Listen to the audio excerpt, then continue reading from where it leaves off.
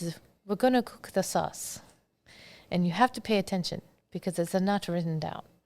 And she said, okay. Yeah. So she did. And she doesn't remember, like where her keys are now, but she remembers the sauce. And it was all in her head until I went away to college. And I said, Mom, you got to write this recipe down. I said, I can't write it down. I don't know. I just do it. I said, well, just write it down because I'm going to need it someday. So she did. This is the Real Food, Real People podcast. What's the best marinara sauce you've ever had? You're probably thinking, I'm not sure. This week's guest may make the best one out there, bar none. Most of the people that we talk with on the podcast grow food. This week, our guest doesn't grow the food, but she is involved in taking what farmers grow and turning it into something that you can find in a grocery store. And she has an incredible sauce from her mother. She works together with her mom on this project called Manja Creations. Her name is Amy Cords, and she shares her story from way back when growing up around farming, but not being connected to it directly herself, to out of necessity through the recession, taking on this idea of producing food for people to eat. Again, her name is Amy Cords. She's from down in the Battleground, Washington area, and she shares her story with us this week here on the Real Food, Real People podcast, which is documenting our journey across Washington to get to know the real people behind our food. Our sponsors are Mana Insurance Group, and you can find them online at manainsurancegroup.com. Dan Vanderkoy is a classmate of mine, and he founded the company after being in the insurance business. He wanted to do it his way, and he does a great job because he wants to connect with people in an honest, authentic way that helps them plan to protect their financial future in a holistic sense, not just to pick up the pieces when things go wrong, kind of way that lots of people think about when it comes to insurance. So check them out again, manainsurancegroup.com. Also, Dairy Farmers of Washington, sharing the real stories of the people behind dairy and the dairy products created, grown, and produced here in Washington State. There's so many amazing things that happen here in Washington State, and at wadairy.org you can find out so much more about them, including taking a virtual farm tour. Check it out. Again, Washington Dairy Farmers, wadairy.org. They're very big sponsors of this podcast, and we really appreciate their support. So you're not a farmer, but you produce food. Like you take stuff that people grow and turn it into something people can eat. Yes. Explain. What do you do? My mom and I have how I describe it as an artisan food company. People always say, what is that? And artisan, it's not artesian. You know, it smells the same. Ish. It depends. It's the emphasis on the wrong syllable. Yeah. Is handmade. It's made from the heart. It's made by someone who thought about how this is going to taste in the end. Because we talk about that a lot on the podcast, all the human, intent and goodwill that goes into like growing the plants and the food, animals. If I could grow but the all next of the step, things that go into the product that we make, I would do it in a heartbeat, but I don't see how that would ever be feasible in my whole life. Well, I'm just thinking that, food processing, which is what you're doing, is just seen as kind of the factory, but it's not at all, at least for you guys. No, and it didn't even start that way. It was started as a necessity, as a way out of a recession back in, I think when it hit Washington was about 11, 12, maybe 10, 11, 12. And my mom's always been a great cook. She's always made great food. We always had everything made from scratch, and I never ate out of a can, and I had to beg for boxed macaroni and cheese. And I got her to give me SpaghettiOs from Chef Boyardee one time, and I hated it, but all my friends had it, so whatever.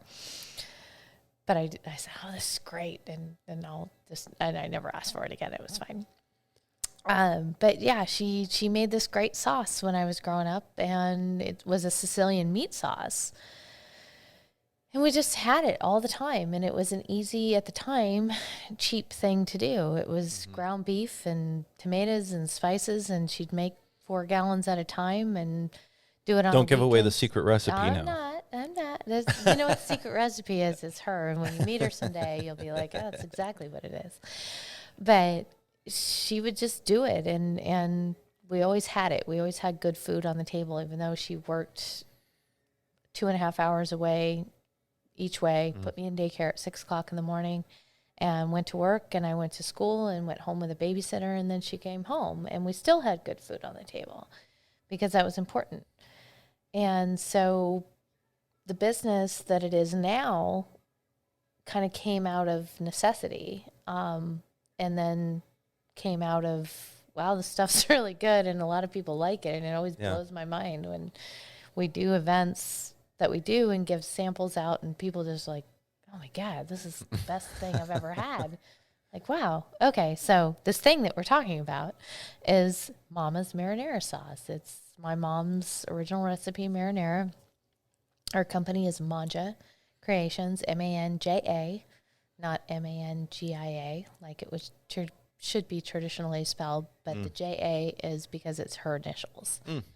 So that's what I did for her. Well, plus most people around here probably wouldn't pronounce the Italian correctly. Well, they don't pronounce the non-Italian correctly either, so we always have to help people. It's okay. Yeah. I've heard a lot of different versions. But I said, oh, this would be good for you to do as a retirement job, when her other company of 26 years kind of faded away in the recession of 8 to 12 or 14 or however long it lasted. She had a cleaning service for 26 years, and that's what she raised me on. And anyone that poo-poos child labor, I say go ahead and do it, because I started working at 8 years old, and I'm a great housekeeper, and I, not been unemployed since I was 8, basically. Yeah. Also not had really a vacation since I was about 7.5, but whatever. This all sounds very much like farming. Yeah, exactly. It's like vacations, well, then we had that as a too. kid, learning that work ethic. Yep. And my grandparents were on 80 acres in the center. I grew up in Battleground, Washington. Okay. And the weekends were going to the farm, because that was where my mom needed me to go. We both have very strong personalities, and we love each other very, very much. But we also, can butt heads a little bit. We are not Italian. It's asked every single time we do an event, are you Italian? Why is this so good? She's not, and I'm not even close. And, but we do. We have very, very strong personalities, and sometimes we just need some distance from each other. So it's okay. But we work well together, so it's okay.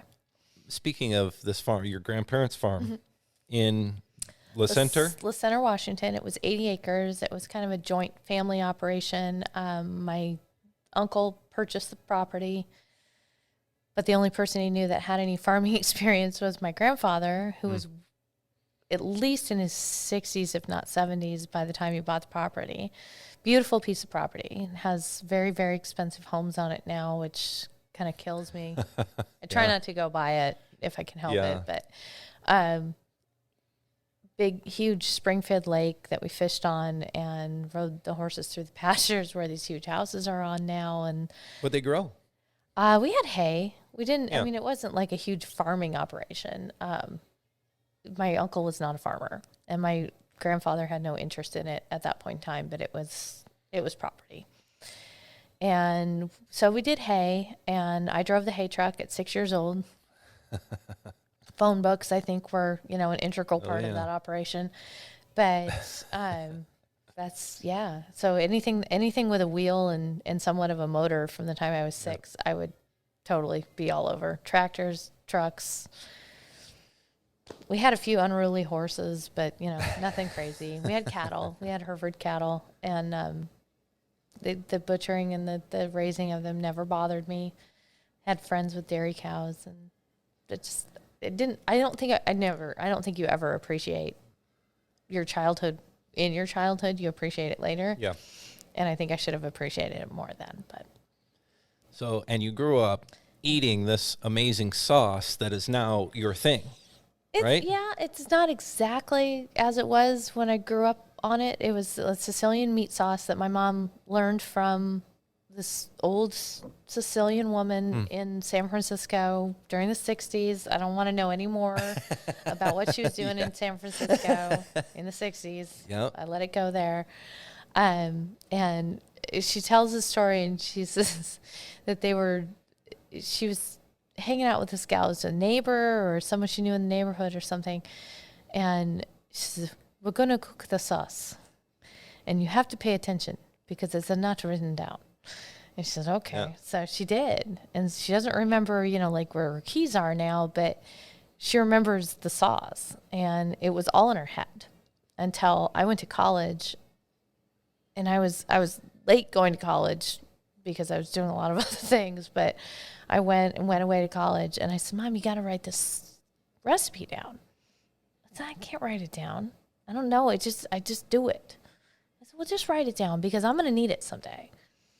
So she did, and I've made it. I've made the meat sauce, and then when we got a request to add the sauce to the gift baskets that we were doing for a winery in Vancouver, I said, well, we should do the sauce. And she goes, no, I'm not doing it. I said, well, I kind of already told them that you're gonna do it. She goes, why would you do that? And I said, well, because, but she was already doing handmade artisan pasta, and we have a line of hand-dipped chocolate-covered agave caramels and plain caramels, and we just kept adding things to this plethora of food that she was making all herself. Well, and what about the winery?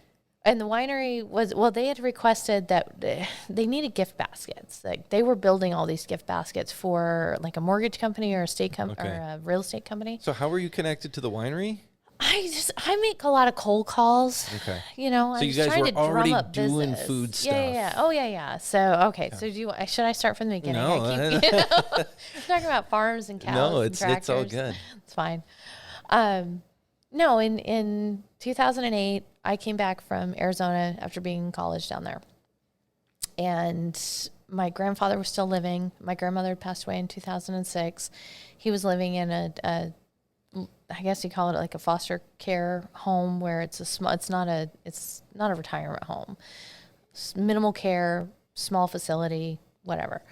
Very close. So she was there visiting him every day. She was cooking for the house for the 5 other residents weekly because she's a great cook. And so she would do like beef roast or chicken and dumplings or ham and scalloped potatoes or, and all these old fashioned farm dishes that these older people were like, oh God, this is so great. And he passed away in 2011, somewhat suddenly. He was 98. I mean, he didn't flip his Corvette on the turnpike, but we weren't ready to lose him right then. And she just didn't have anything to do anymore. I was working at a job that I didn't particularly like, and we were sharing a house because the economy was so bad. And she was just making all this food. And then all of a sudden she whips out, I can make homemade pasta. I was like, oh, hello. I'm 30 and you've never told me that you could make pasta. Yeah. I've lived my whole life without having this. And she made it. And I thought, oh my God, this is great. And that was kind of a fun thing. And I know it took a lot of time. So a month goes by and we're going to have spaghetti again. And I'm trying to be all health conscious. And I get out the gluten-free wheat, whole grain crap pasta, whatever, from the store, and even with the sauce on it, I was like, oh, this still tastes like never eating this again. I was like, yeah, you're gonna have to start making pasta. So she did, and so she was making it, and I said, well, maybe we should think about packaging it. And she said, no, nobody's gonna buy this. We can't do this. And I was like, just let me, do some research. Yeah, getting good at this here Google thing. Yeah. And so, I don't know, it just sort of just kept going. I mean, you go down those rabbit holes online and find out what you need for packaging and ingredients and where it has to be made and what kind of stuff you can put into it. And so she did, and she makes this phenomenal pasta. And if I had any to give out right now, I would, but we have packaging shortages right now. My packaging was held up in transit. So I have pasta. I just don't have anything to put it in. But, and that developed, it started and it was okay. And then it just kept getting better. And then she was at a couple of local grocery stores or not grocery stores, but, there was a natural, farmer's grocery in Battleground, Washington, which is where we were living. Co-op kind of thing. Not really a co-op. It was a privately owned, very expensive grocery store on one end of town that the new people in Battleground would shop at. But we figured, it's got a price point. This is what we can do. So she went in there and she would make the pasta on the table from the dough. She'd make the dough at home, take the pasta with her, have her little hand cracker. She'd make fresh pasta. She'd have a little hot plate. She'd do the thing. I'd be going there every day. Oh my God. And I had wine that and pasta and whatever. And we didn't even have the sauce then. And so we did that, and we did the fish market, and we started doing bazaars, and and so it just kind of snowballed on itself. And then this winery client came along and said, "Yeah, your pasta's great and candies are great, but we need something else to complete this basket because I'm running around town making all these gift baskets. What about a sauce?" And I immediately thought of the Sicilian meat sauce that she makes. Mm-hmm. But then I'm reading all the regulations and I'm reading all the things that you need to do to put meat in and, blah, blah, blah. And I said, well, what if we just leave the meat out? What if we just make it a really good marinara sauce? She's like, okay. So we spent a weekend making sauce. And I don't know. There were some changes that had to happen to make it more cost effective, but also, so now it's a completely vegan, completely gluten-free sauce. Once we had it analyzed, didn't realize this, but it's low in added sugar, which is nothing you can find in the grocery store. It's all 6 grams of added sugar, 6, 8, 10 grams I've seen of added sugar in sauce. And it's like, well, why don't you just, pour ketchup on your pasta and call it a day? Right.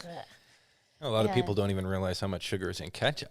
Oh, I know. Well, that's why kids like it. It's like, oh, I'm going to dip it in everything. So we have clients that'll buy the sauce and then they do like air fryer vegetables. So they've convinced their kids that the vegetables are French fries and the sauce is ketchup because it's still sweet because of the vegetables that are in it. Tricking your kids into eating healthy. You know what? Basically, I can't say that I'm above either that. You eat or don't. Yeah. Those are your choices. Are you going to eat? No. Well, then I guess you're going to be hungry, huh? Yeah. Yeah. But that's how whatever. I was raised. Whatever people got to do. I don't know. I don't judge. I don't have kids. That's not my problem. I have a dog that's picking up. It's fine. But, so just developing it and then just diving really headfirst into it, not knowing what I'm doing. I still don't know what I'm doing, but whatever. I get through it on a daily basis. What does it take to take a sauce like that or anything really from a home recipe to something that you package, you put it in a jar? You can't probably just put it in a jar the same way you would do home canning because there are rules and standards for all that. Yep. And what about even the recipe? Like, do you have to put things in them to make it shelf stable? What do you do? We had to leave. What she always did with ours was put baking soda in it. Just a little bit of baking soda in it because it calms the acidity of the tomatoes. So anybody and that's actually on the label that says if you have a problem with acid reflux or tomatoes bother you or you think that this is a little too acidic for your own liking, add just a pinch of baking soda to the sauce when you're warming it up. And it'll cut that. It'll bubble up, and it looks like a science experiment. It's very fun.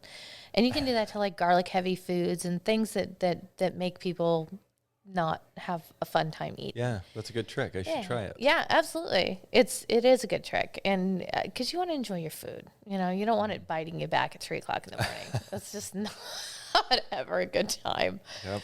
But so we had to start leaving things out. In one of her versions of it, she would put the rind of Parmesan cheese in it because it's so good. And you can still do that if you want to. It's right. I highly recommend high cheese usage on anything. It's fine. Me too. What are you putting that cheese on? My finger. It's fine. A fork. I always feel awkward at at a restaurant when they're putting cheese, they're like, tell me when to stop. And they keep There's going. There's a movie And clip of that I just thought of, and I think it's like Leslie Nielsen, and it's, and it's like literally a pile. It's like, I that's identify with that, yes. Yep. But yeah, we had to leave. So we left the cheese out. We had to leave the baking soda out because that, in a manufacturing standpoint, makes it less shelf stable. There has to be an acidity content to it, a level. Because the actual natural acid of the food is preserving it, keeping bad things from growing in it. Yeah. Never, ever grew anything in it before, but that's fine. I mean, I have canned goods that my grandparents canned that I still open. I have blackberry jam that I open on a regular basis. Wow. My grandfather canned in the 90s, and I'm fine with it. That's amazing. So, but like I said, I eat things that a lot of people would be like, nothing's killed me yet. It's fine. So, but yeah, you do. You have to learn all the ins and outs. And so we were trying to do that. We were trying to say, okay, what is it going to take for us to maintain this on our own and keep it in our own hands? So we went through that for like a year, and it was one thing, and then, well, you're doing it right, but now you're not doing it right, and you have to do this or you can't do that. So finally, when I did the analytics at the end of 18, I was running my own photography and wood art business and running her business at the same time. And it had been good, and I had some good accounts, and I was enjoying it, but I couldn't do both effectively. And so I was like, well, what do I do? Do I stick with this and push hers off to the side, or do we go with the thing that everybody needs? I think everyone should have art. You can't stare at your phone on the wall, and the power's going to go out someday, so buy art. I think there's a funny meme about that.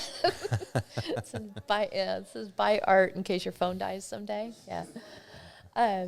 But I said, well, let's do this. Let's just see what happens. I can always pick this up again or reinvent it or add to it or whatever we're going to do. And so that was in end of 18.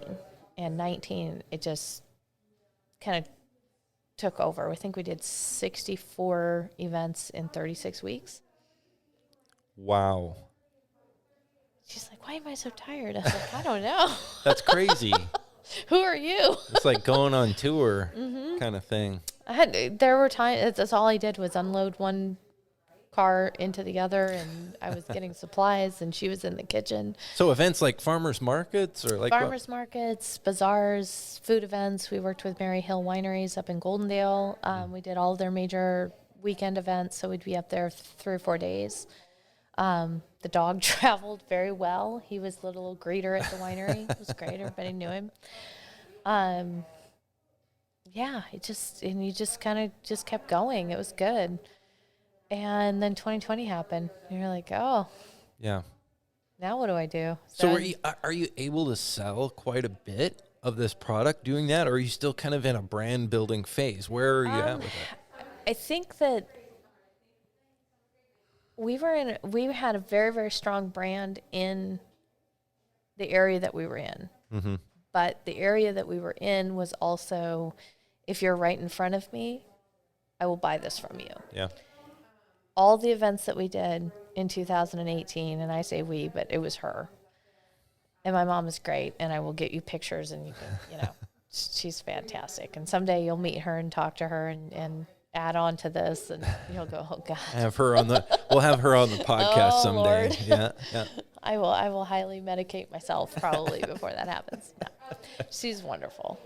She's a force, but she was doing all of this, and I was just basically pointing her in the direction. She was like, where am I going today? I was like, this is where you're going. I'll see you at 5 or 6 o'clock tonight when I get back from doing all the other things I'm doing. And I think food is good because, especially if you can sample, and that was also another caveat of 2020, is that even if we had gone to farmers markets like we had been, and several of them did open back up, But there were so many regulations and so many things that you couldn't do. We couldn't do sampling. Sampling is what sells that product. You know, it's just like, I mean, Costco wouldn't do it if it didn't sell.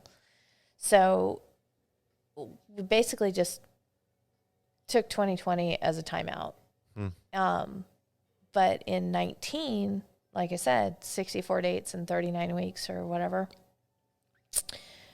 And it was sampling, and it was getting this product into people's mouths and saying, oh my God, this is the best sauce I've ever had. And I'm not tooting my own horn or hers. It's actually what people say. And they've written it out in front of public and God and everybody. And I'm always surprised because I was like, yeah, it's good. You know, I love it. I think it's. But you take it for granted because you grew up with it. Apparently, I do. I guess I do. When you were a kid, having the original, meat version of this sauce, which is still, I'm sure it tastes very similar. Oh yeah, well, and Very close. the fact that it is vegan and is gluten free, but it's slow simmered and it has a huge amount of vegetables in it, and because it's so slowly cooked, even now in our production facility, that's one of the requirements that we have. It has to be slow simmered. There's no substitute for getting the flavors to combine. You can't put it into a pressure cooker and make it cook faster. It doesn't do that. So everything comes together, and all the herbs and spices, and how well balanced it is. And I love it when I have foodies come and they taste it. Yeah. And they go, oh my God, this is really good. It's really, really good. And, little kids, it's all over their face when they do it. And I just love it. Mom, we got to have the green noodles to go along with it, because my mom makes spinach pasta. And so everything is handmade artisan pasta, fresh farm eggs, fresh spinach. She does egg pasta. Everything has fresh roasted garlic in it. So garlic is good. It keeps you well, keeps sick people away from you. And it also, I think it's an analgesic and, whatever. Makes you feel good. So, yeah, I love that. And it just surprises me. When you were a kid, though, did you know how good the sauce was? Like, did you love it then, or was it just kind of normal? Well, I mean, I ate it. And I wouldn't say I'm a picky eater, but I wasn't the kid that was like, I'm not going to eat that, because that just wasn't the way it was at our house. Mm-hmm. She said, you're going to eat this, and if you don't you try a little bit of it. If you don't like it, that's fine. And then she'd give it back to me in a couple months, and yeah. But I always grew up with vegetables, and her mom, my grandmother, God bless her soul, she had a lot of talents, and she was a wonderful baker, and she could make cakes and biscuits that floated off the plate. She couldn't cook to save her life. She couldn't. She'd boil everything to death, and it just was bad. And she came into it during the Depression, so as soon as canned goods and everything that was easy was coming in, she was like, "Oh, I'm all over that." Yeah. And Mom was like, "No, I'm cooking everything from scratch." But yeah, my grandma was not a good cook, and that's what my mom always says, is that she wasn't a good cook, and that's why I had to be. And she loved food, and she's tiny. She's like 120 pounds, 5'2" on a good day. And I watched her eat. We were at the Ribeye on I-5 last night coming back from Seattle. It's out of Chehalis, and it's phenomenal. It looks like a truck stop, and it kind of is, but the food is incredible. I love places like that. And she orders this chicken fried steak, and it's like this big. It's huge. And she put that away? And she did. I was like, I gotta feed her more often. I think I just throw food at her just to keep her calm. But yeah, she did not have any leftovers last night. So that's awesome. Well, but yeah, I don't know if I knew it was that good, but I guess I kind of knew that it was that good a few years back when I said, yeah, I think other people would like this, and they do. And going into a production facility, we were actually set to be on the market full scale in 2020. Grocery stores and big events like Newport which I think is a big event, Newport Seafood and Crab Festival in Astoria, Gilroy Garlic Festival, that kind of thing. 25,000 people, and none of that happened in 2020. So that was very disappointing, but I knew that this product could carry off that, because it's so unique, and it's great. So How do you let people know that it's unique? Like if I just see it on a shelf at a store, how am I going to know it's any different than the other run-of-the-mill sauces around it? well, I hope that the packaging has helped. Our label is different from anybody else's. I did a lot of research before. I was doing all the labeling. I was doing all the marketing. I did all the food photography, all the label design, all of there's a great Ginger Rogers quote. It says, I'm dancing backwards in high heels. And that's exactly what it is that and a Kenny Chesney song, actually. It's one of my favorite songs. I do everything. But she's cooking and she's doing all the production, but I'm doing all the facilitating. So trying to make the label at least unique.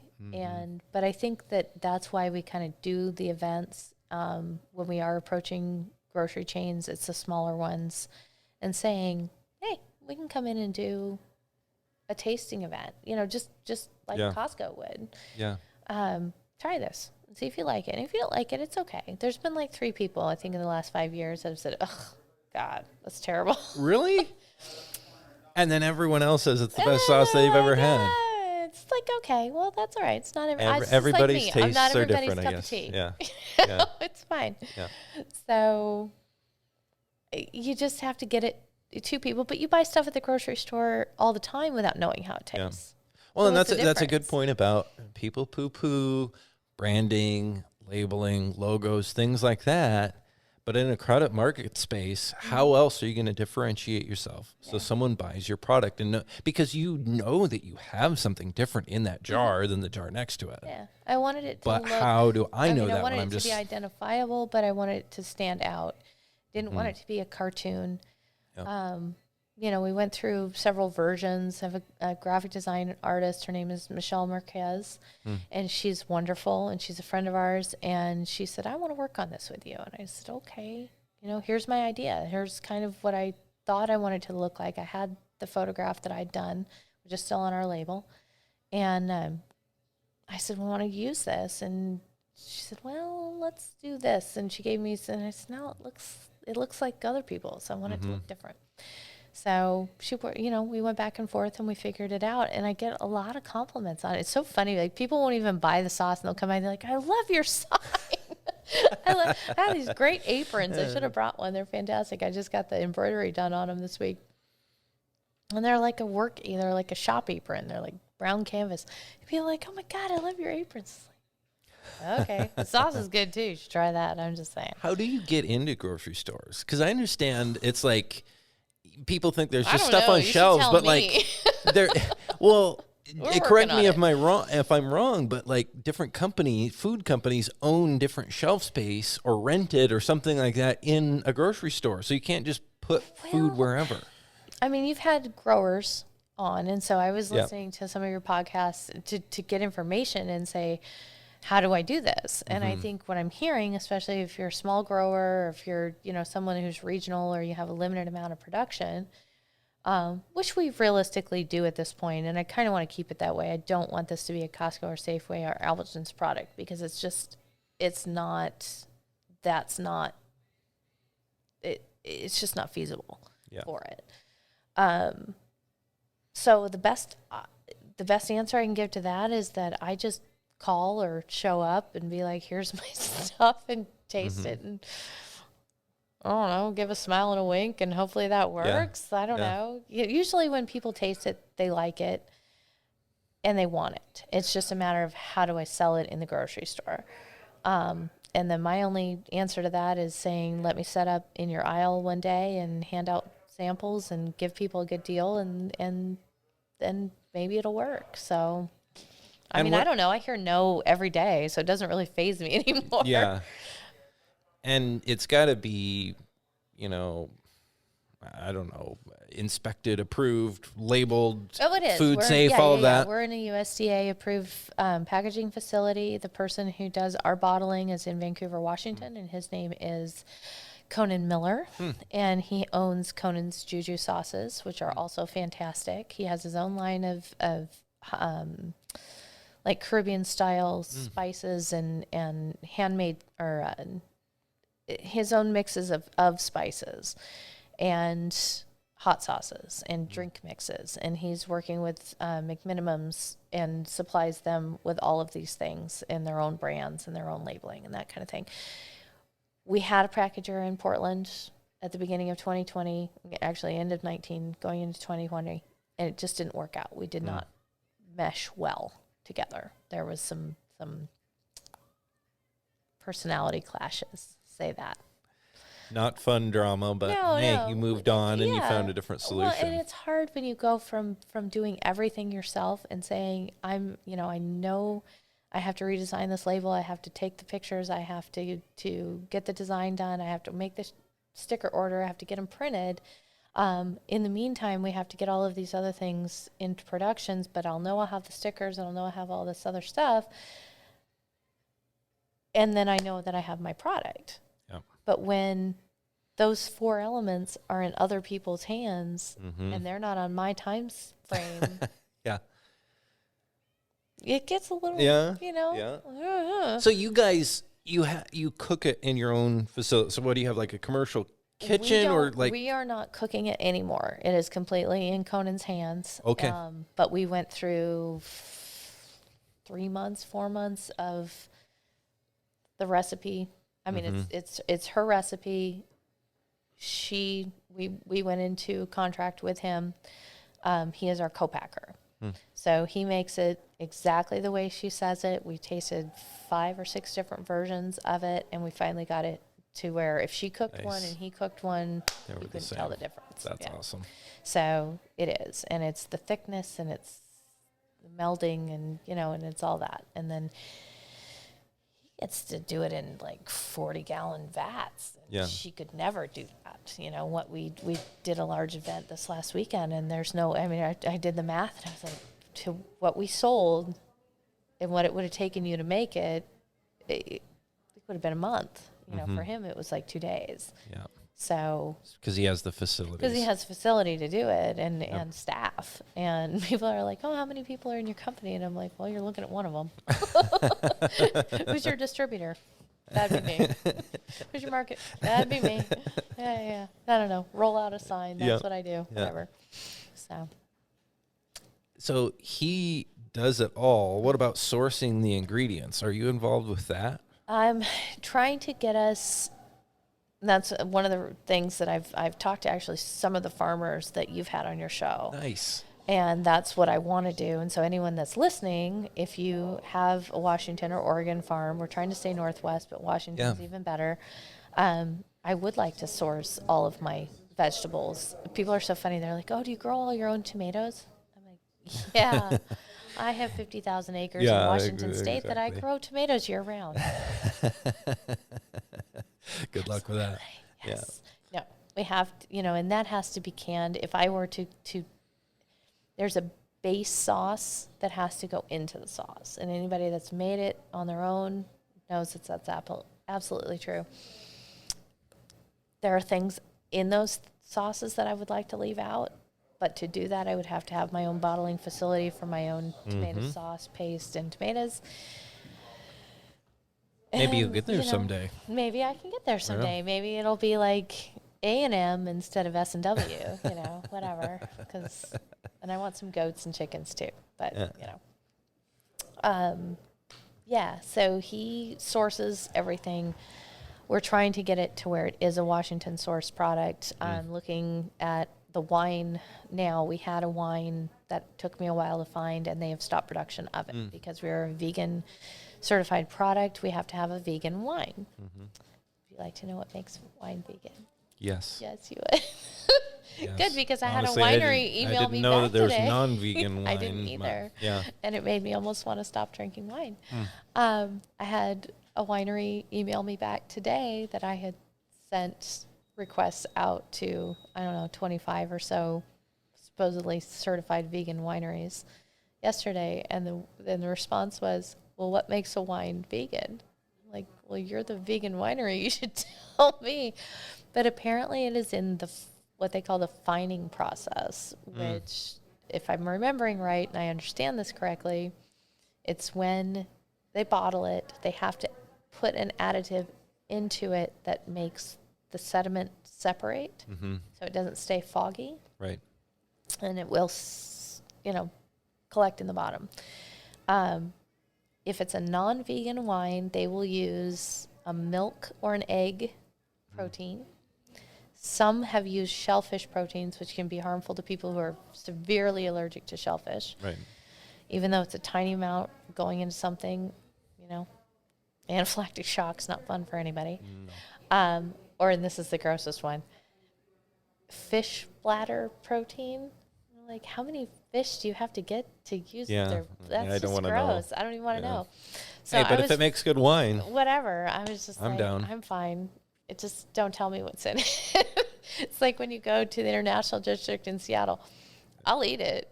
Or I've had some family barbecues. I'm just like, it smells good. I'll eat it. Don't tell me what's in it. It's fine. so what do they do for vegan wine? What's some other kind of protein? Don't. And Oh. they have a different process. So they eliminate those. Now I have to go back to the winemakers we've had on the podcast and quiz them about this. Well, like and if Carrie there's Shields or Coden, Yeah. find out like, okay, how does this work? And if they're not, and it might just be something and that's another certification though. Yeah. And so if you want to say I'm a vegan product or I'm a gluten-free product, you have to be able to say everything that goes into it are all of those things. Yeah. And some of their vintages, some wine vintages may be vegan. They may not use that element, and then some of them may be. And so like we've had to go, well, I can use 2010, but I can't use 11, but I can use 12, but I can't use 14, and because they've added them in or back, or they couldn't get the product or couldn't, I don't know, and that's another thing. super And I'm detailed, yeah. like, yes, this is fun. People are like, I should have my own business. It must just be so much fun. You just get to make your own hours, and you hang out and sleep in late, and you travel all the time. And I'm like, yeah, that's exactly the way it goes. Where am I right now? What was the last time I slept? I don't know. Yeah. It's fine.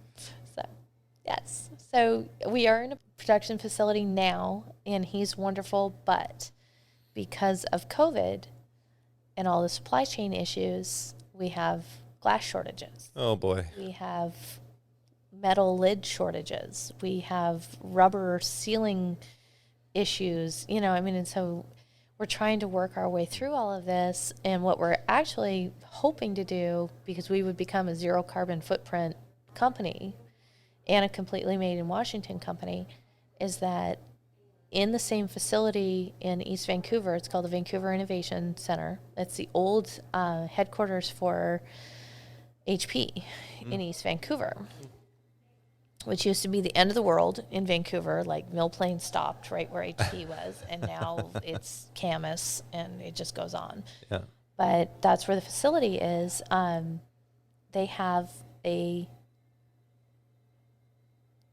pouch maker. So like you've seen the salad dressings and the sauces and stuff in your vegan section of Fred Meyer, or your refrigerated section, whatever. And they make the pouches right there, and they do all the labeling right there, and then it walks itself over to my production facility, and it gets filled up with sauce. So we're trying to make sure that the packaging will take the heat for it to be packaged. Because it has to go into the package hot. It has to go in the package hot. It has to cool at a certain rate. And again, it's in his hands. I know what I had to do when I was canning, and I have this burn scars to prove it, but that's not my thing anymore. That's his thing. Yeah. So it could be a lot less packaging then. Yeah. And then you just open up the package, squeeze it out, and you're good to go. It has a spout on it, and it's clear, and it has our labeling and branding and everything right on it. So that's not another element. So think of the guacamole that I used to get that way. That's a little gross. It would come in. And that's the thing is that going to go? I mean, how many people? And let's do a little web survey right now. Yeah. If you would buy marinara in a squeeze pouch, please check yes. Because I ask people that when they buy it, like if this wasn't in a glass jar and it was in a squeeze pouch, would you still buy it? And they're like, yeah, because it tastes so great. I'm like, well, yeah. Talk about a carbon footprint reduction. Because it's, all the glass that we get right now, we and other companies. It's almost always coming from China. Mm-hmm. And then if the shipping lanes slow down or China says, sorry, we're not giving you anything, then we don't have it. And that's part of the reason I had a fairly sizable garden, the last time I had a house to live in, which was last year, because I wanted to make sure I at least had some fresh food. And I love it. And I love farming and I love gardening, and I could just be out there in the dirt. That's the cleanest my fingernails have been in a long time. I could be out in the dirt all the time. I love it. So. Well, thank you for producing delicious food. Thank you. Because, I mean, you haven't even had it yet. I brought you a sample. Sharing this whole story, it's not like you just did it. Okay. I shouldn't, probably chug, marinara sauce I've on the seen podcast. people open it and use their finger. I'm just saying.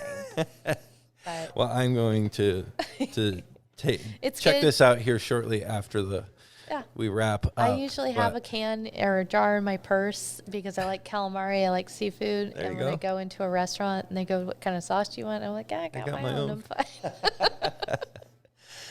But, it's a lot of work to put this all together, as you've described. Yeah. It doesn't happen overnight. It takes an awful lot of work. It takes hoops to be jumped through that you're still jumping through. Yeah. And best of luck to you. Thank you. As you continue on with this. Thank you. So, but mostly not mostly, but thank you for taking the time to chat with us here Absolutely. On the podcast. Thank you for inviting me. Yeah, share the whole story. And I'm pumped to hear that you're trying to maybe even source some stuff from other people on the podcast. Oh, yeah. Maybe we could get a whole movement going here of, collaboration across the state. Absolutely. Well, that's what we want to do, is have it be a totally made in Washington product: wine, vegetables, herbs, tomatoes. If you got them, bring them on. I know it's growing tomatoes in Washington State. Well, let's go talk to Manuel Imperial. I know. I was listening to that. I was like, I need to talk to this man. Yep. So yeah, absolutely. Because if you can do it from where you are, and we can even if it goes beyond Washington, which would be great, but we want it to be just something good that comes from the heart. And that's what we always say, is that it's good food and good family, and we want to feed you. Nobody's ever walked out of my mom's house hungry. Nobody. And she said, if you sit down at my table and you leave hungry, it's your own fault. Because she'll more than feed you. It was just always a warm, welcoming, open space. Friends were over, family was there, and we're not a huge family, but there was just a huge amount of love and food in the house, and food is love. So, if I can't fix you, I can at least feed you. So if I buy your sauce, it's a little bit of that family warmth. I'll tell you what, in the jar. Sauce is a good start. There's some other stuff that might be added to the line as we go on. We keep getting requests for different sauce versions. We are going to be putting out a recipe book. Not so much a recipe book, but like how to use it, because it's more than just spaghetti and meatballs. Yeah. So I don't know, 25, 50 pages.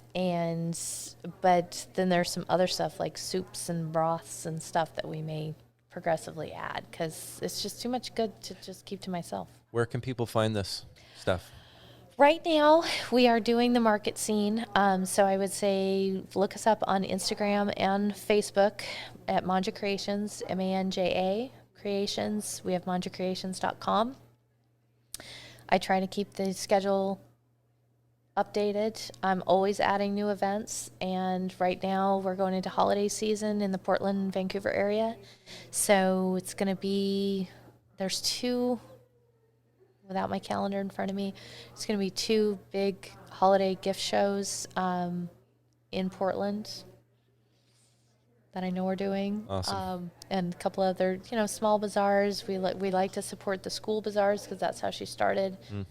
But with COVID, a lot of things are canceled. Yeah, true. I'd like to think we could do everything online, but So can you buy the sauce online? Oh, absolutely. Okay. Yes. And we are doing case prices. ManjaCreations.com. ManjaCreations.com. I'm offering case prices for the holidays. So 24, we have a 4-ounce jar, which is in that bag, which we started as our answer to COVID and not being able to sample. So we could sell that Yes, exactly. It's a little baby jar. Isn't it the cutest thing you've ever seen? Yeah. But we were offering that for sale for people who had not had it or had not had it in a while. And they could buy that jar. If they liked it, they could come back, get that purchase price off of the full-size jar. So that was our answer to sampling. But it got really popular, and there were a lot of people who are traveling and single individuals who like to have it, or they want to carry it around in their purse like I do. You never know. You could get stuck waiting for a tow truck. Always have food with you.